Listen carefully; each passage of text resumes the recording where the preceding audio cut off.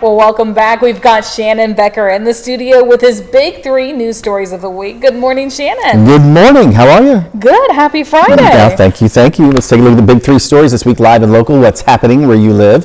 The Kansas Highway Patrol executed a search warrant this last Friday. Tipsters told us about police activity in Franklin, Kansas. And Kansas Highway Patrol, along with Crawford County Sheriff's deputies, they spent hours, almost a whole day, at this residence in the 200 block of South Broadway. And what did they find? You could see behind the house at a large shop building, they tell us. They were investigating stolen property. We're talking tens of thousands of dollars of stolen property. The man was arrested, the resident, and also charged 26 felonies. Which is just, that's a number you've never really heard. Yeah, most of them are related to felony weapons charges and also defacing a serial number on a weapon, but of course also drug charges as well and other stolen items. It's a story we'll continue to follow. Our number two story, KOAM News Now, live and local, a house fire in Newton County. Reddingsville Fire Department had some help with the area departments.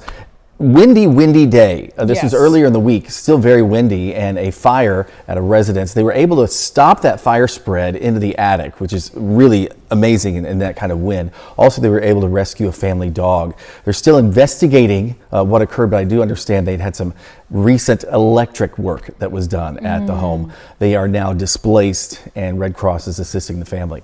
Our number one story, peanuts. That's what it's all about, right? This truck was full of peanuts. We're talking like regular peanuts, right? Yeah. And they had these huge bags of peanuts. There was a rollover crash just south of Miller, just about less than a half mile. The driver was not injured, just checked out at an area hospital for minor injuries.